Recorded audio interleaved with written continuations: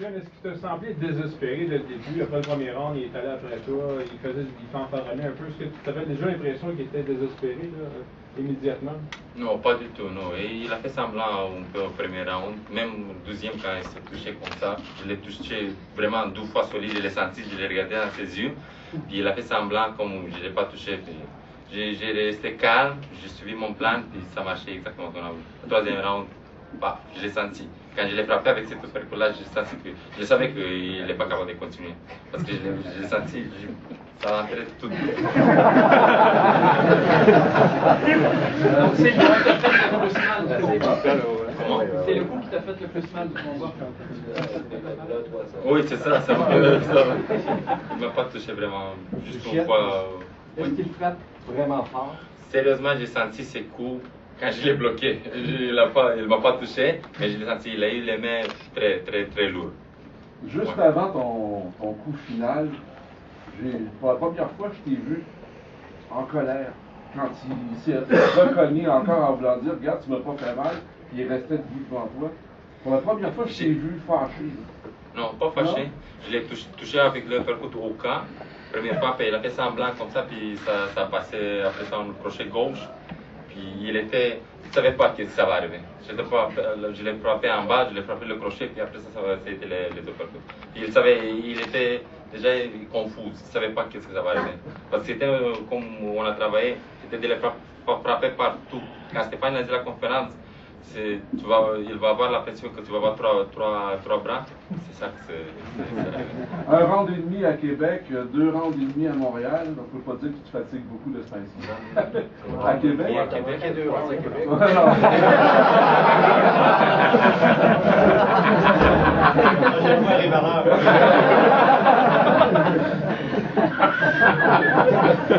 Il est pas partout, quoi. Stéphane, je vois que tu regardes le prochain adversaire de Lucha, c'est ça?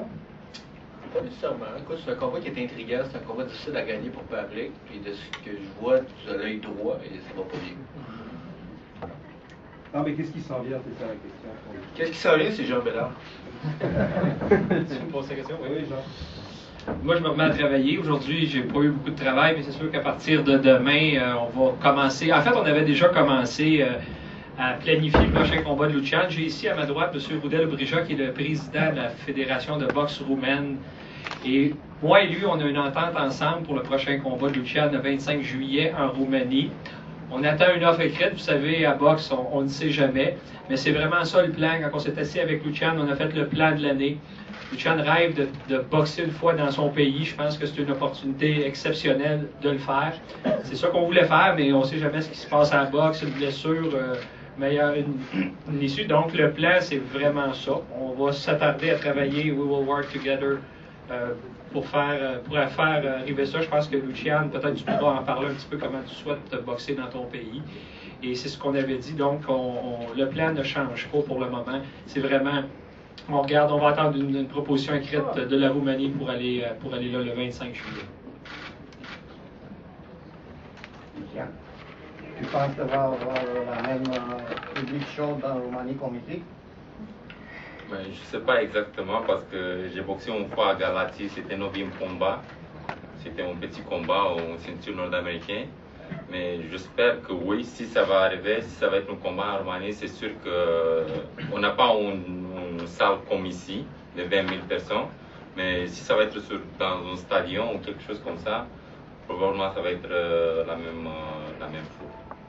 Parce que tout le monde attend, tous les Roumains attendent que je retourne en Roumanie pour faire un combat, pour défendre ma ceinture. Tout le monde rêve de ça. Puis j'espère un jour de retourner en Roumanie pour faire un combat. C'est mon rêve aussi de boxer devant les Roumains. Lucien, avant ce soir, je pense que ta mère ne t'avait pas vu souvent boxer. Elle ne m'a pas vu jamais. Même pas à la télé, quand les combats sont télédiffusés en Roumanie aussi, elle n'a pas regardé. Il était dans une autre chambre.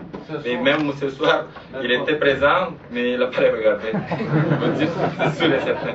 Il était présent dans le building, mais il n'a pas regardé les combats. Juste probablement quand c'est fini le combat. Qu'est-ce qu'elle t'a dit après le combat dans le vestiaire? Il était vraiment content et il était fier de moi.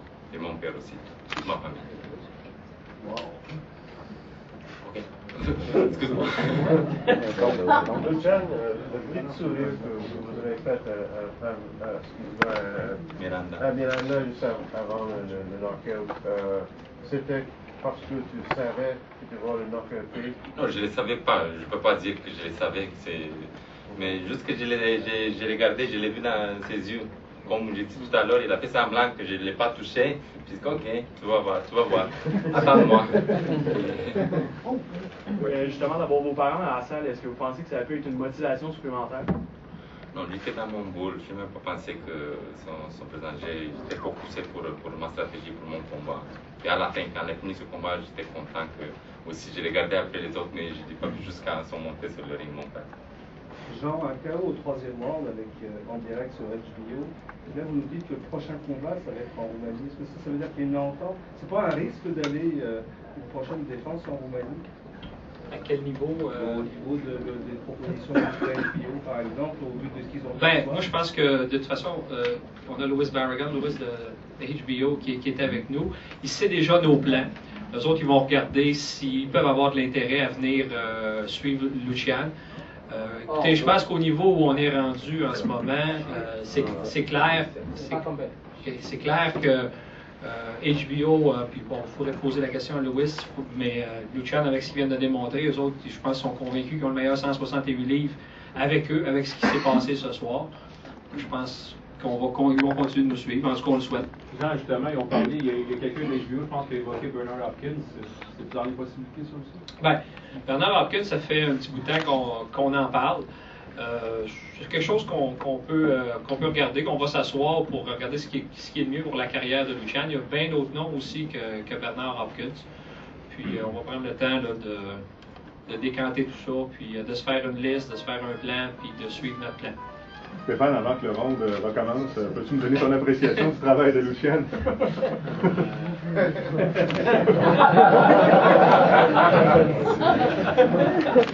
Well, this is a good question. Non, je suis très content. Lucian, tu sais, c'est un performeur, il travaille fort. On a regardé des combats de Miranda, puis il était conscient que s'il commençait le combat, quand la cloche allait sonner, moi je voulais voir Lucian partir dans le milieu du ring, puis mettre Miranda le dos dans les câbles. Miranda, eux autres, ils pensaient que Lucian allait être sur un bicycle ce soir, qu'il allait se déplacer, qu'il allait pas être touchable, qu'il allait bouger. À partir de ce moment-là, je savais que Lucian, il voulait se faire une belle soirée de boxe. Il dit, gars, c'est moi le patron, je suis confiant. T'es chez nous, mon chum, mais tu vois, je vais te battre. C'est clair, je vais te battre. Puis donc, il a bien appliqué au premier round, il a mis la pression. Puis après ça, on a arrêté de mettre un peu de pression pour mélanger encore une fois Miranda. On faisait comme 1 minute ou 2 minutes de pression, on recule, on bouge un peu pour le mélanger, pour le laisser venir à l'attaque, faire des erreurs. Fait que ça s'est passé exactement. Puis hier, les journalistes m'ont dit, y a-tu un mot, y a-tu quelque chose? J'ai dit oui, il y a un mot, mais je peux pas le dire. Puis j'avais dit à Lucian un jour, quand tu tournes professionnel, j'ai dit un jour tu vas vivre un orgasme de boxeur.